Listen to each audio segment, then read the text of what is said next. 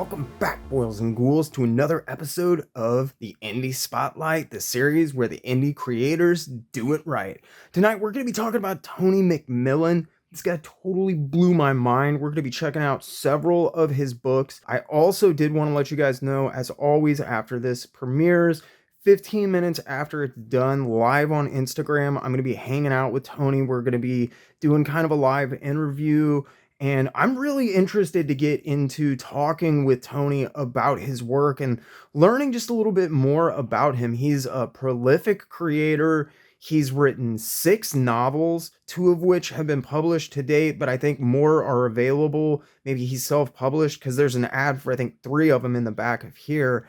I also wanted to give another huge shout out to Eli Schwab, Cosmic Lion Productions, and the Wizard Comics magazine. I would have never heard of Tony had it not been for Wizard. And when I was prepping for this, I just was able to pop this sucker open and be like, okay, well, let's see. And I checked out this interview with Tony, and at the end, they have a preview for Creatures. I was blown away. Hit up Tony. There's also a preview for Attaboy in the other issue of Wizard, I believe. And it had a great interview, some great stuff that I could use, going into this episode. I just wanted to shout that magazine out again. It's a great publication. I think it's turning a lot of people onto a lot of really good stuff. I'm really excited about the expansion that Cosmic Lion just announced. As far as Tony McMillen, we've got several books in front of me right now. This is a collection of 4 issues of a series called Lumen. This is Attaboy. This is I believe, 4 issues of Tony's series Creatures. There is a sequel right now that is going to be another 4-issue mini. And there is also a Friday the 13th, Part 9, The Last Mask. It's not a bootleg comic. I hate calling stuff bootlegs when it's this high quality. This is just an unlicensed comic. You cannot buy this comic book from Tony. What you can do is get on his Etsy page and pay him $10, and he'll send you an original freaking sketch of Jason, and for free, since you're buying a sketch, he'll send you this comic book. Super freaking cool stuff. We're going to check it out, but I did want to just point out $10 for a sketch from this guy is absolutely ridiculous, especially when you see some of them. I don't know how long that's going to last after this episode airs, so I suggest getting in on it. I wanted to look at these in kind of chronological order because Tony McMillen is probably the best thing that I've stumbled on as far as independent comics outside of Victor Alpe in years. This guy blew my mind. He is an absolutely stellar artist. He's a stellar writer, and his composition of stuff is ever evolving, ever changing. I cannot wait to see where this guy is going. He's super driven, super prolific, just a pleasure to deal with. I really cannot wait to talk to him. Lumen was the first thing that he put out, that he wrote and drew, and then he did Creatures, I believe, and then he did Attaboy. Might have been Attaboy and then Creatures, but I believe that it was Creatures and then Attaboy. Now, what's interesting is when you look at his stuff, the Lumen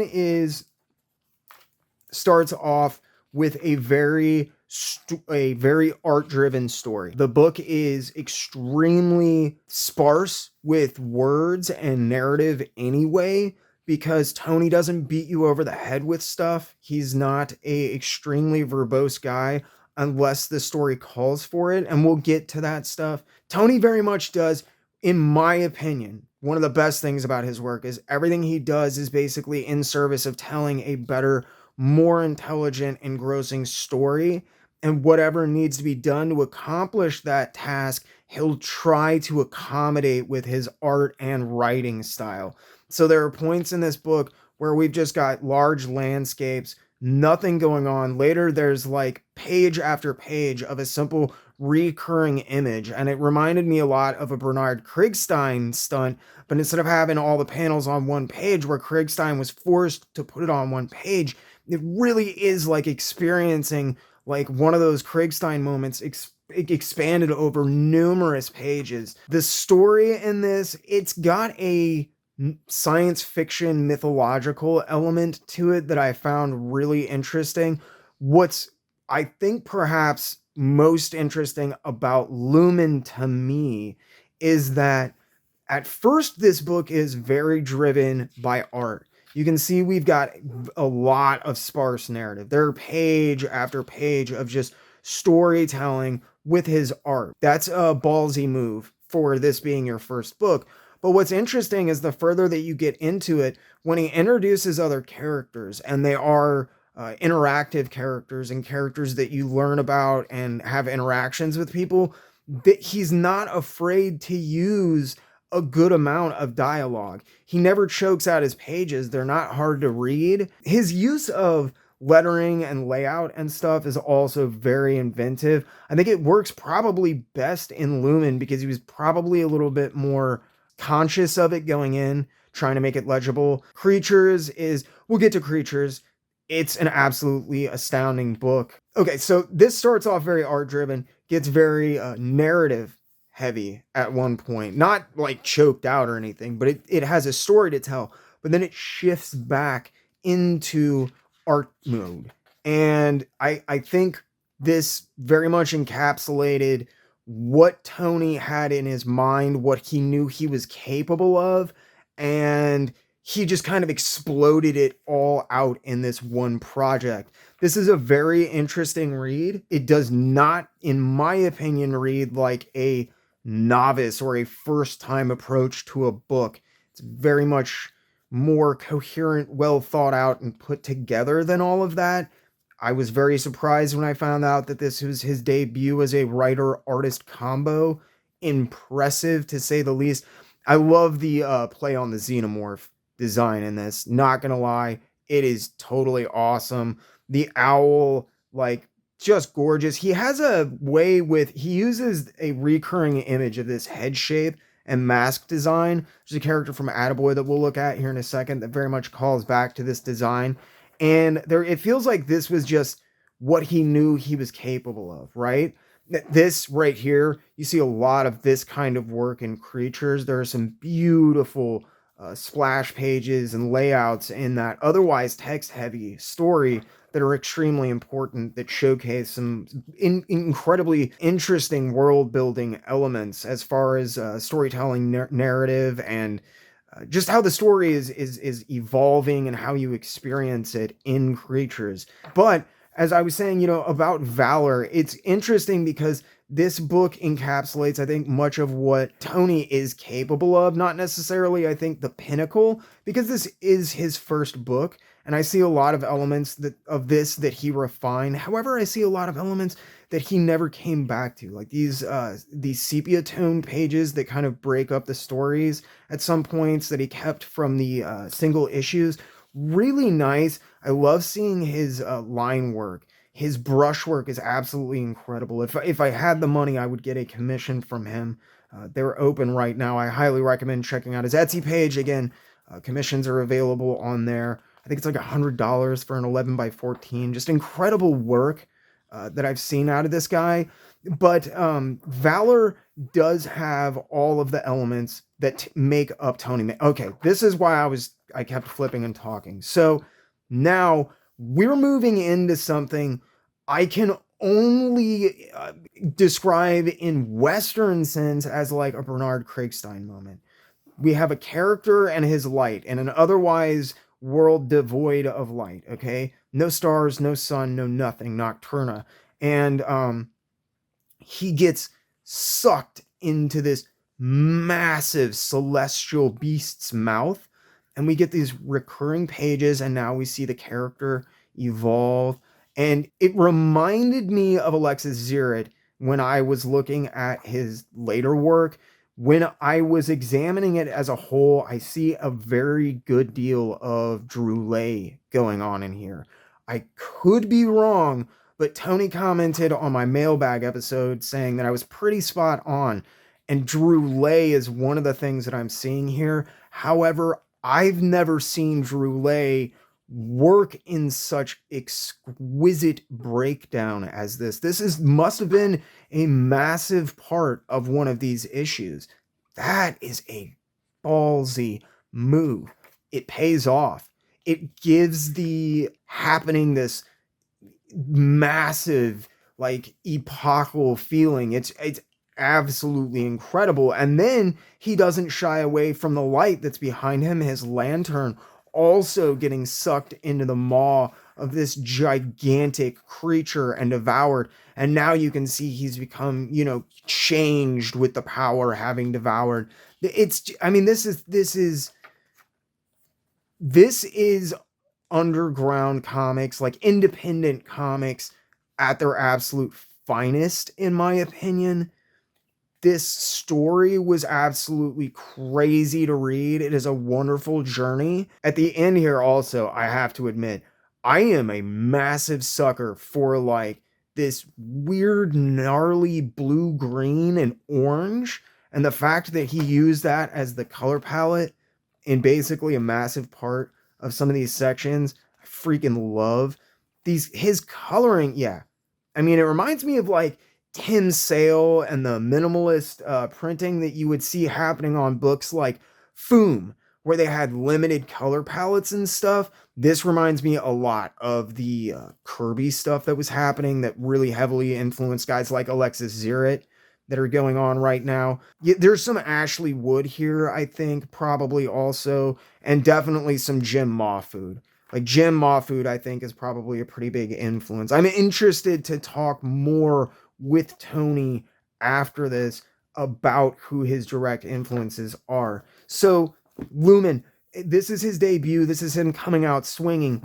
Now we've got Creatures, which is the story of Rob Bottin. And Rob Bottin's the guy who did the special effects for The Thing. If you don't know the story of Rob Bottin, don't worry, you're not alone, because nobody knows the story. The guy was a teenager, broke into the industry, revolutionary, groundbreaking work, probably the pinnacle of actual practical effects on John Carpenter's The Thing, in my opinion. I just don't think it's ever been replicated. He was in his early 20s. He worked on that movie for a year straight. He ended up going to the hospital, and after that, nobody knows where he is. There are rumors that he sells like real estate. I've looked into it quite a bit. The guy is a ghost. Nobody seems to know, and if they do, they're not saying.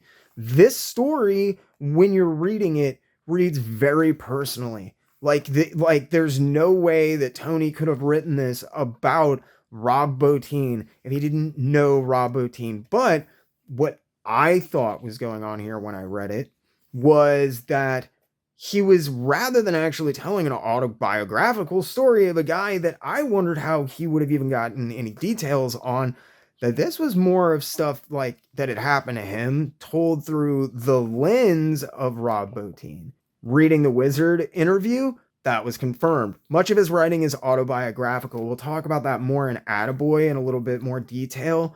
One of the things I wanted to point out in this Creatures specifically, and Creatures is having a sequel that's coming out right now. Issues 5, 6, 7, and 8 are going to be coming out not too long. So keep an eye out. If this sounds interesting, trust me, it's even better than I can ever, hope to express to you guys. And it really is worth checking out. Look how text heavy this is. Like Tony's written novels, okay? He can freaking write. And he can write characters like nobody's business. He does not pander to like stupid nostalgia or play into any of the damaging factors that can happen when you're examining stuff through like the eyes of vintage or retro. He doesn't go there. But look at this. Okay, so in the otherwise super text heavy work in this book, because it is very text heavy, you get these like splash pages. They tell as much about this story as the pages that are filled with dialogue and narration. This work was absolutely incredible. Now, this is adult work, but I will say that my 6-year-old daughter was so engrossed by the art. Like, she loved it so much that she made me read this to her for like 20 minutes. And I censored out stuff. It's nothing like there's no boobs or, gore or anything like that. Just some adult language. And because it's written well. It's written very much coming from reality. This felt like, to me, Tony McMillen very much expressing a deep, interesting aspect of himself through various elements of Rob Bottin, which is a interesting choice to use as your mask. And masks is a reoccurring element that comes up in Tony's work. So it comes up in Lumen. There's a character that falls from the sky, and his mask is what comprises the main character's mask.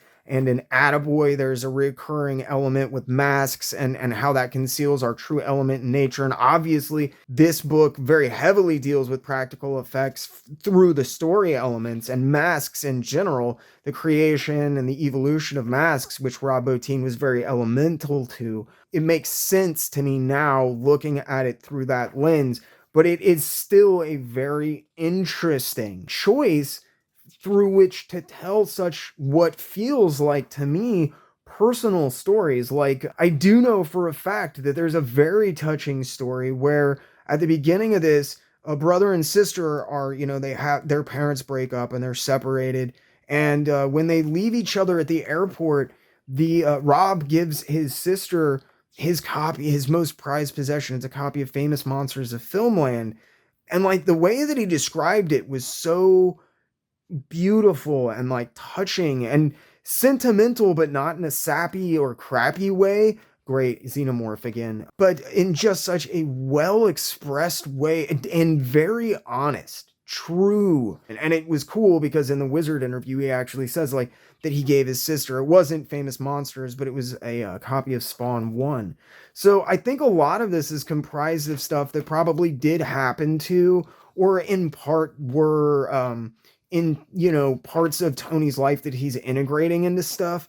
And I get a feeling that this book was pretty instrumental in his work on Attaboy because the way that Attaboy's storytelling is done. And we'll talk about Attaboy, which is just an astounding piece of work here in just a moment. But I did also want to show, as I said, there are these beautiful breakdowns, like wonderful usage of space and storytelling in here.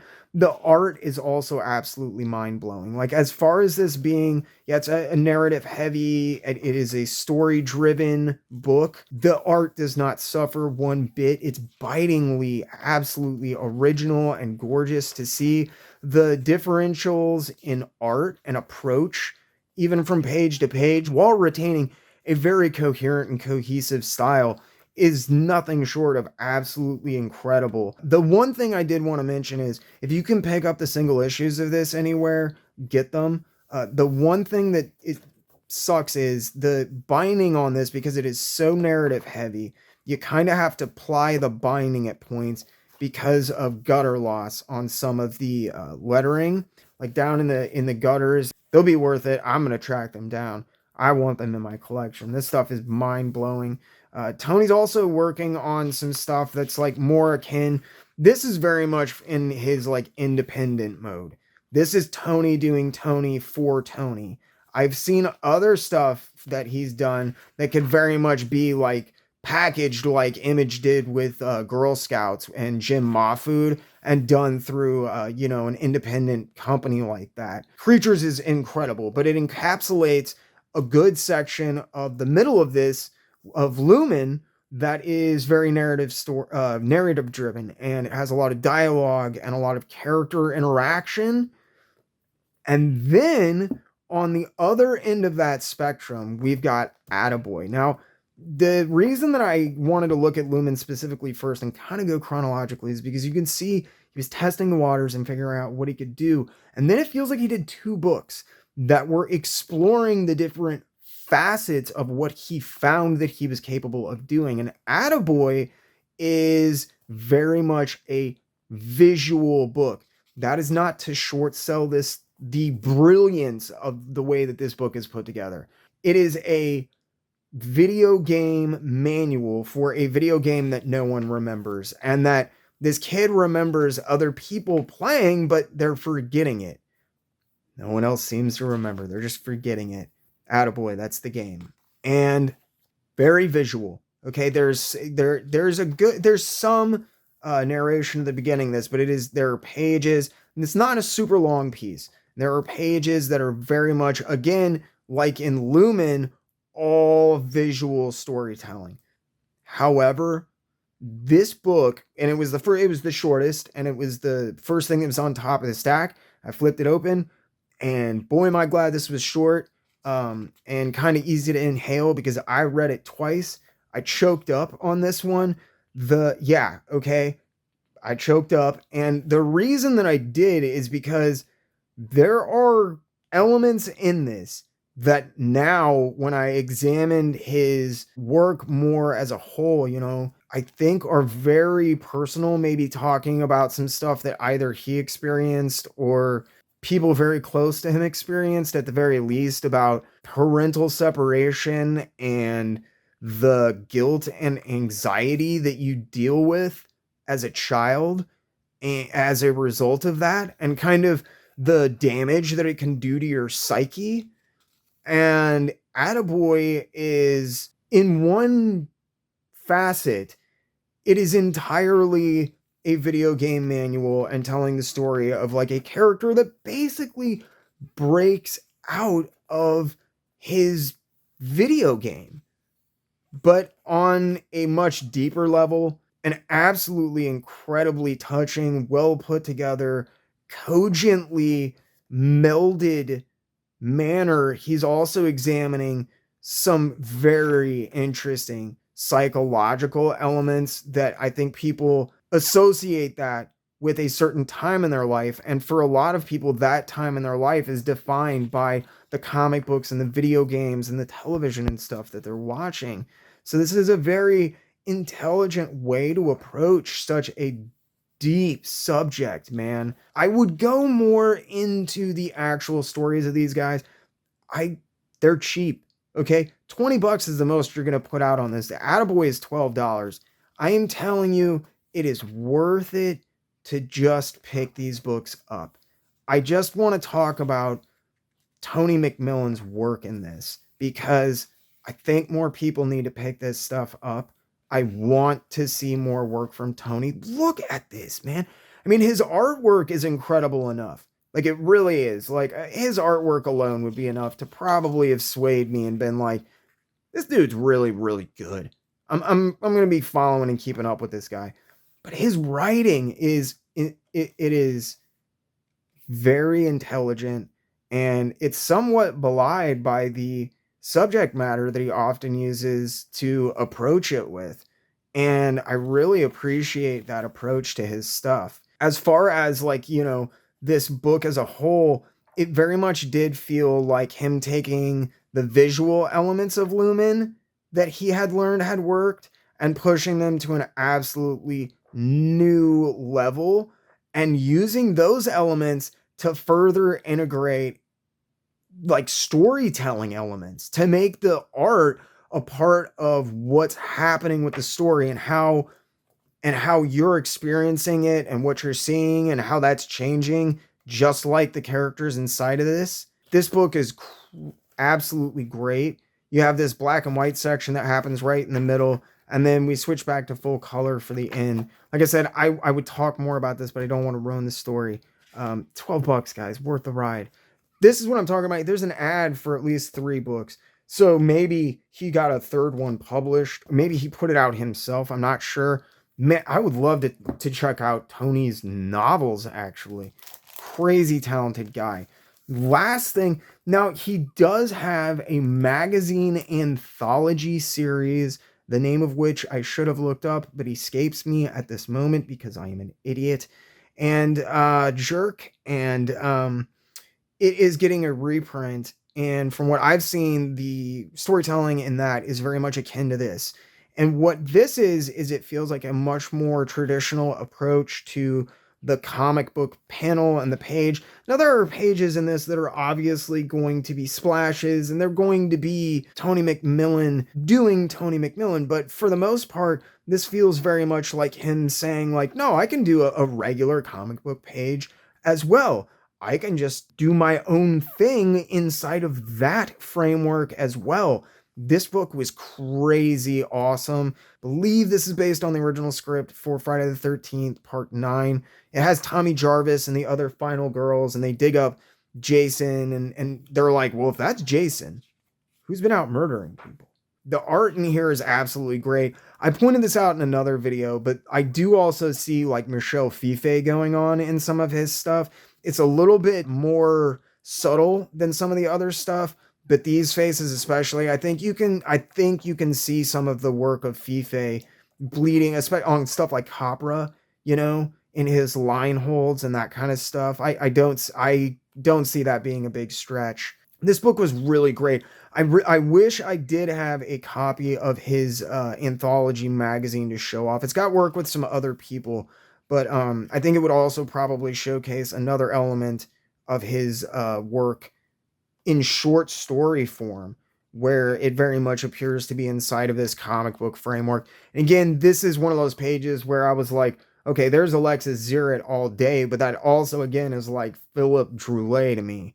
Like that just bleeds Droulet. Friday the 13th is just absolute. This was such a fun ride. Like I said, you get this book for $10. It's got an original sketch. I don't know how long that's going to be around. So I recommend getting in on that. I'm really looking forward to hopefully picking up his anthology magazine. And when I get a copy of that or anything else he puts out, I'll be doing an episode on that. Thank you guys so much for sticking with me. I hope you all enjoyed. I cannot recommend Tony's stuff enough. It is really incredible work. I'm really honored to be able to show it off here on the channel. I cannot wait to have a conversation with him. So join me in 15 minutes after we are done here for a live Instagram interview chat talk with Tony where, we're just going to be learning about him. You can ask any questions that you had. I hope you all enjoyed, maybe even saw something you want to pick up. If you want your book featured in the Indie Spotlight series, just get into my contact information and drop me a line, and I will get you information about how to get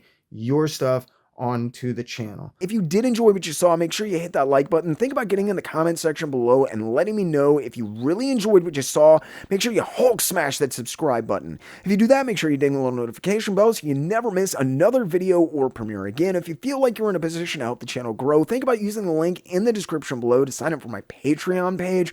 For as little as $3 a month, you get access to tons of behind the scenes posts, updates, exclusive content like uncut interviews, and you can even get your name in the credits. If you want to support the channel, if Patreon is not your thing, have no fear. You can finally sign up for membership right here on YouTube. Just hit the little join button and make sure to select the tier and the perks that fit you best. If that's not enough, you can also make one-time donations towards specific goals or just tip the channel using the Ko-Fi link in the description below. And you can even pick up your very own JerkComic shirts like the ones you see on the screen now. As always, this video was brought to you by the Jerk Broadcasting Service, as well as generous grants from the Patreon, Ko-Fi, and YouTube members you see on the screen now. I seriously want to thank every single one of you that supports the channel and helps make these videos possible, with a super special thanks to my loyal Wednesday Warriors, Channel 10, Chasen, Clinton Salvini, and Mike Dolan. I really hope the quality and content is getting better, and I can't wait to see where this next year takes us with your continued support. Thank you again for helping this crazy dream of mine become a reality, and for sticking with me. I hope you all enjoyed, maybe even learned something, and as always, I really, truly, and honestly ask only two things. Keep it in those local shops, and keep reading comics.